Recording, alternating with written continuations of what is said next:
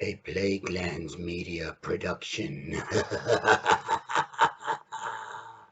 Hey everyone, this is Hugh from Dragonlance Media bringing you another book review today. So cheers to that.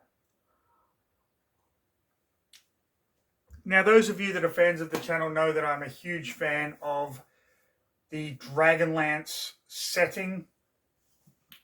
You know, that began with Dragonlance Chronicles by Margaret Weis and Tracy Hickman. Continued on with the Legends series. We have Dragons of Summer Flame here, which kind of was after the second generation. I even have copies of the Dragonlance Classics. These are the original Dungeons and Dragons scenarios that the Chronicles novels were kind of loosely based on. And, of course, the newest books, Dragons of Deceit, which I've already done a review of, and the second one in the series, Dragons of Fate. But today I am here to bring you Dragonlance Classics Volume 2. This was the Dragonlance comics. This volume contains 2 4-part stories in them. Each of them kind of introducing new characters while at the same time revisiting some of the old characters. This is going to be a spoiler-filled review, so if you don't want to know what happens and you want to read this for yourself, just know that I absolutely adore this comic book series and loved every single minute of these books. But if you want to know what happens to some of your favorite characters, such as Tanis Half-Elven, Kitiara, Riverwind, Goldmoon, then stick around for the next episode of... Read a fucking book. Read a fucking book. Read a fucking book. Read a fucking book. Read a fucking book. Read a fucking book. Read a fucking book. Read a fucking book. Read a fucking book. Read a fucking book. Read a fucking book. People. So this is Dragonlance Classics Volume 2. And we start with the Arena of Istar, Part 1 of 4. For those of you that don't know what Istar is, the King Priest of Istar basically challenged the gods to make him a god, and as punishment they cast a fiery mountain down, destroying the city and sending it into the Blood Sea. So we start with this knight Riva. She is on a dragon, and she's doing combat with a dragon knight on a blue dragon. The blue dragon flight, of course, being led by Kitiara Uth Meta, the half-sister of the much-beloved Caramon Magia and Raceland Magia. Kitiara comes and puts a stop to this. We find out that Riva is actually a knight of Solamnia who was awarded that title by Lord Gunther Uth Wiston. And they have actually come to Taladas, the land of the Minotaurs, to broker a peace treaty, and Riva is with Tanis Half-Elven and a cleric of Paladine. Kitiara is also there to get the support of the Minotaurs. So it's basically the Minotaurs are neutral in the after the end of the war, and the forces of the Dragon High Lords that are still around want their support, and the forces of good want their trade and support as well. And it looks as though Kitiara is getting the upper hand when Laurelon, the elven cleric of Paladine, kind of intervenes. So they are invited to a dinner with the Minotaurs. They are seated around a maze where they have a gully dwarf, the stupidest of the dwarves of Krynn, and they put him through a test that is basically illusions that make him scared and freak out, when ultimately the final test he is attacked. Tanis and River question the barbarity of this, whereas Kitiara kind of goads them into basically doing something wrong. She used to be romantically linked with Tanis before the War of the Lance, which is all detailed in Chronicles, so if you want to know, go and read that. We find out that the head of the Minotaurs, his brother, was on the ship that was commissioned by Tanis to get out of the city of Tarsus, which ultimately sank in the Blood Sea. Tanis was rescued by sea elves. I can't remember if it was the Dimonesti or the Dragonlance elves. But the Minotaur's brother was killed along with Marquesta Carthon, who was the captain of the ship. So the elven cleric makes a deal that Tanis will take this Minotaur to the spot where his brother died, so that he could give his brother his last rites and his brother could move on to the realm of Sargeras, the Minotaur god. So they sail out.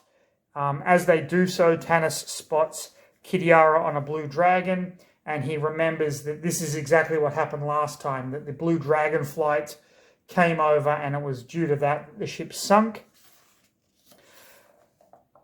He starts to kind of freak out when a storm appears. The seas become blood red. The whirlpool appears, exactly the same one that happened back in Dragons of Winter Night, and the ship is dragged under along with everyone. We move on to part 2 of the Arena of Ishtar, where the cleric creates an air bubble, saving Tanis and the Minotaur, and the air bubble is attacked by something, but they manage to break through and find themselves in the sunken city of Ishtar, where they do have oxygen and they can breathe. They are confronted by some people who attack them, and they discover that they are in an arena, and that the creatures that are kind of controlling them are dragon turtles, which was a really cool second edition creature back in the day. Kitiara meets with Lord Soth, the Death Knight. If you want to know all about Lord Soth, go and check out my book review that I posted earlier, and you'll find out his entire backstory. It's absolutely fantastic. Lord Soth basically says we need the Minotaurs on our side. The Minotaur that Tanis is with convinces a guard to come over, attacks him, but ultimately uses him to try and escape. They are attacked by fire beetles, but they discover that there really is no hope, that they're stuck in this arena of blood in the city of Ishtar. They're given armor to fight. The armor is flimsy and useless. And they realize that the dragon turtles are enjoying this. It's sport for them. They're watching these people fight. So they have their first battle in the arena, which, of course, they ultimately win. And they discover that the Minotaur's brother and Marquesta Carthon are alive. You can see they've kind of been transformed. They've got gills and fins and things like that. And it's going to come down to brother versus brother in this arena battle. it's the gems around their necks that are the ultimate prize of freedom. And the Minotaur, the Green Minotaur and Marquesta Carthon, kind of realize that all they need to do is kill Tanis and the other Minotaur and they will get their freedom. However, the elven cleric Laurelon comes and basically tells them that there's a reason that they are here now, and Tanis gets pissed off that they've been used, but he's like, let me show you exactly what happened. And we find out that the elven cleric of Paladine was there during the cataclysm. He saw the king priest rise to power. He saw him anger the gods. And he saw the cataclysm happen. He managed to survive it. But the reason he has brought them here is because he needs those 2 gems, those kind of star stones or whatever they are. They're important relics. So we get the whole backstory of the king priest and the cataclysm and then everyone dying. A sea elf has been captured. She is put into their cell. The Minotaur demands that Laurelon show him the same visions he is showing Tanis. So he does so. We see the rise of Tiamat here, the 5-headed dragon queen, and ultimately the end of the cataclysm. The stones themselves are incredibly powerful, and that is why Laurelon needs them. If they ever fall into the hands of the evil dragon armies, then Tiamat is basically going to rise again. Then we have the final issue of the Arena of Istar.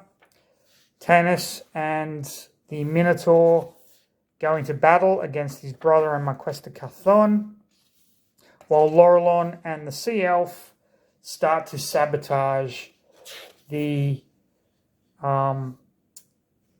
city of Istar by allowing water to kind of drain into it.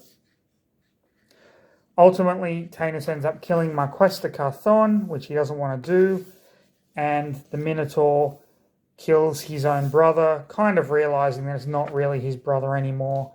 The people are free to go, but they don't really want their freedom. And water starts rushing in. Laurelon tries to save as many people as he can. The sea dragons are pissed off, but ultimately Laurelon gets Tanis and the Minotaur up to the top of the ocean, where the gems are used. They kind of control elemental powers, and he uses them to create a bird of water that flies them back to Taladas. Kitiara demands that they attack the dragon army. The blue dragon army attacks the city, but they manage to fend them off with elementals controlled by the gems. And the Minotaur decides, listen, we will use these gems for protection, but we're not going to side with good and we're not going to side with evil. We are going to just be us. And he and Tanis end as brothers. So that is the first 4-part story arc. A really cool story, actually. Then we get a little map of Ansalon before the cataclysm and after the cataclysm. You can see the water has kind of run in. Then we get to the next story, High Sorcery. This is another 4-part story, and it begins with Parsalian and LaDonna. Parsalian being the head of the Order of the White Robes, LaDonna being the head of the Order of the Black Robes. For those of you that don't know, in the Dragonlance setting, there are the Towers of High Sorcery, and there are 3 orders of wizards. There are good wizards, the white robes, neutral wizards, the red robes, and evil wizards, the black robes. They have come in search of a lost Tower of High Sorcery that has been hidden on a demi-plane. When they discover it, this woman with the bigger boobies kind of wakes up. She's with a gnome and she is off to take the test at the Tower of High Sorcery in Wayreth Forest. So the gnome drops her off. She goes off in search of it and she gets attacked by a draconian. Those of you that don't know what draconians are, they are creatures that were created from the eggs of good dragons that were twisted and warped by the evil magics of priests and wizards of Tarkesis, the dragon lady, and they are kind of like dragon men. There's a whole thing. You can go and look at other videos on my channel that kind of describe it. So she gets attacked, but she's rescued by this wizard who tells her that the Tower of Sorcery in Wayreth Forest is under attack by draconians and that she needs to kind of go and help. The gnome that she was sailing with gave her this device. It's a kind of a dragon kite which she unleashes, not realizing that it could be helpful or not. But it is ultimately helpful, and she goes through all of these kind of trials and tribulations before finally getting to a city where she is hunted down by tribesmen of the Kyushu tribe. She's on the Abyssinian plains where the Kyushu are, which is where Riverwind and Goldmoon are from. If you want to know who they are, go and read Chronicles, Dragonlance Chronicles.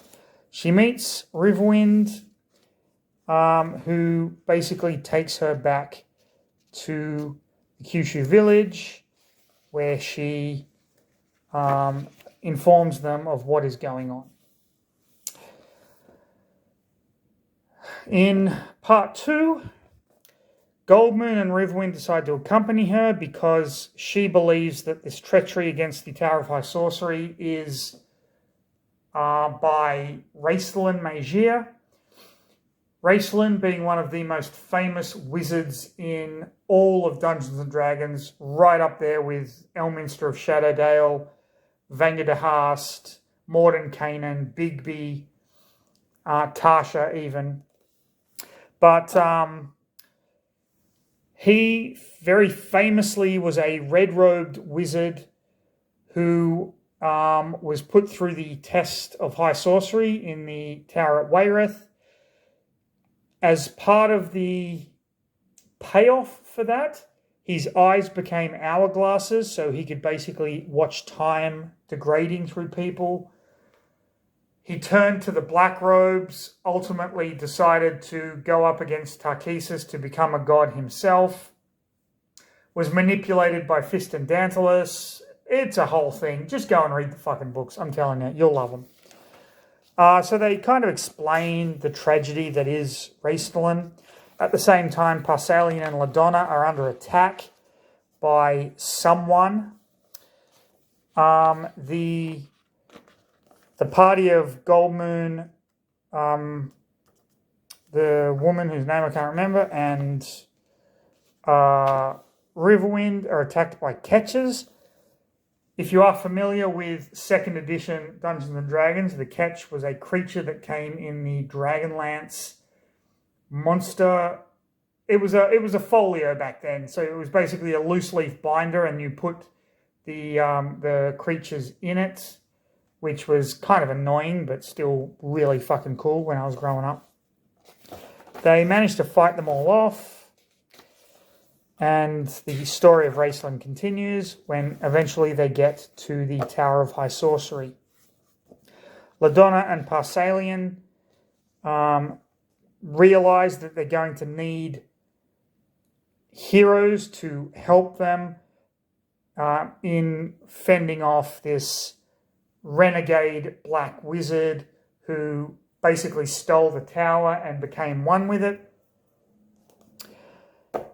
They get to the tower, the head of the White Robes, the new head of the White Robes, and the new head of the Black Robes, Dalamar the Dark, who was Raistlin's apprentice, kind of convince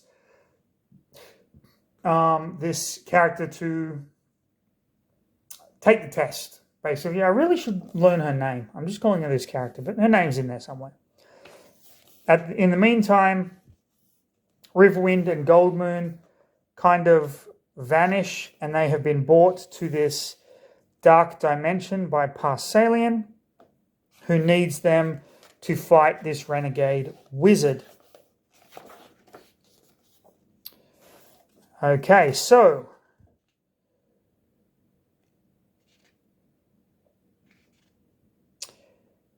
she's taking the test now, and she sees a familiar face, Calthanian. Now, he was in a previous series.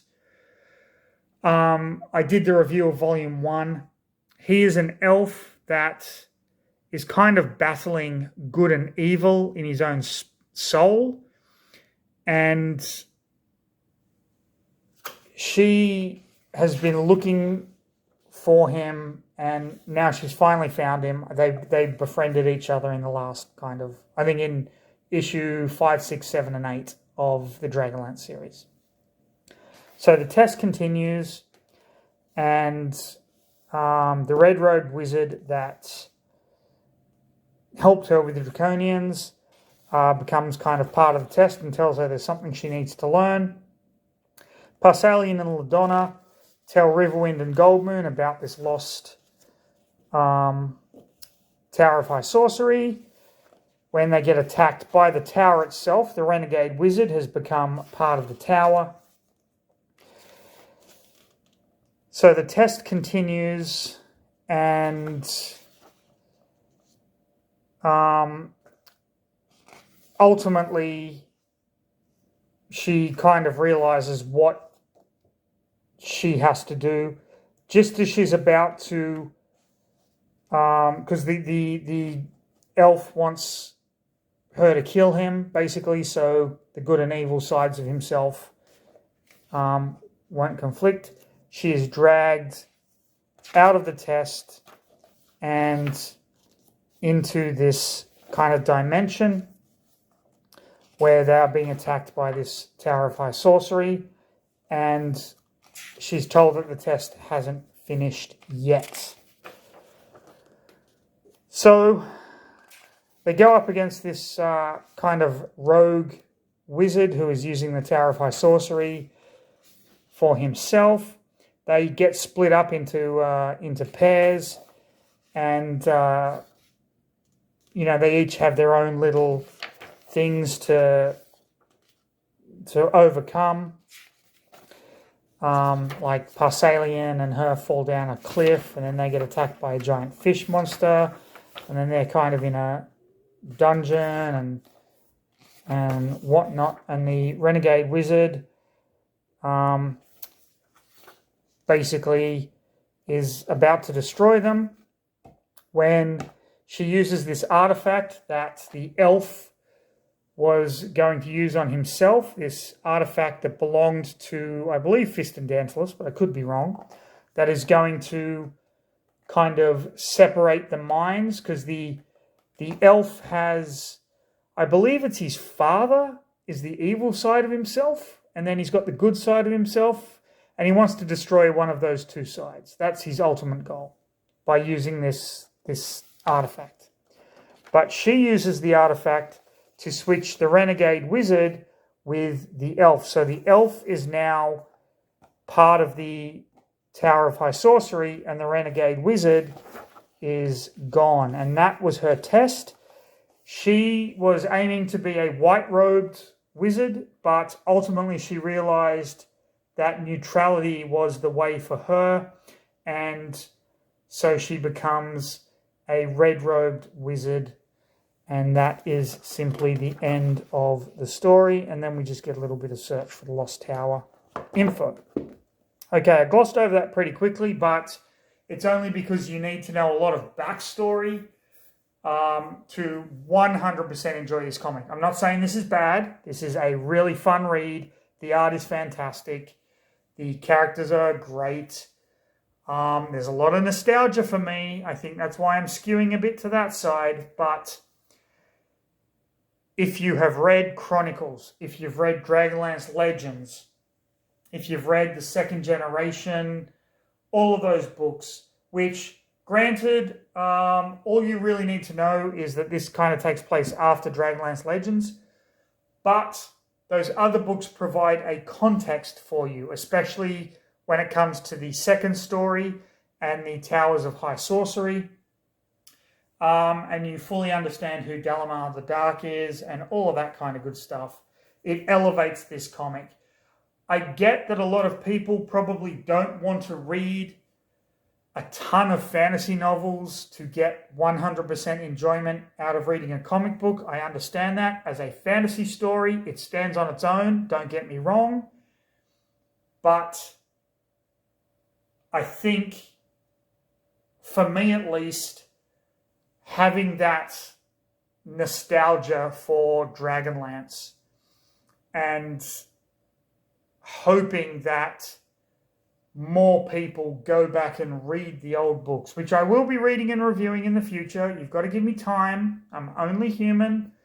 I'm teaching, I'm grading. It's a whole thing.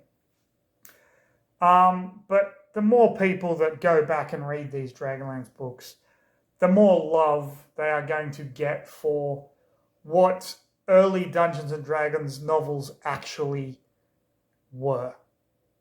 And that's all I'm going to say about that. I talk about this all the time, but there you have it. If you enjoyed the video, like, subscribe, leave a comment. Hit the notification bell. Dragonlance Media has a lot more stuff coming up, especially some new projects we're working on, some new art by Ian Van Gammett, new Kickstarters. So keep abreast of all of that. I said breast. Okay. With that said, stay safe, everyone. Have a fantastic rest of your day. But most importantly, have a drink.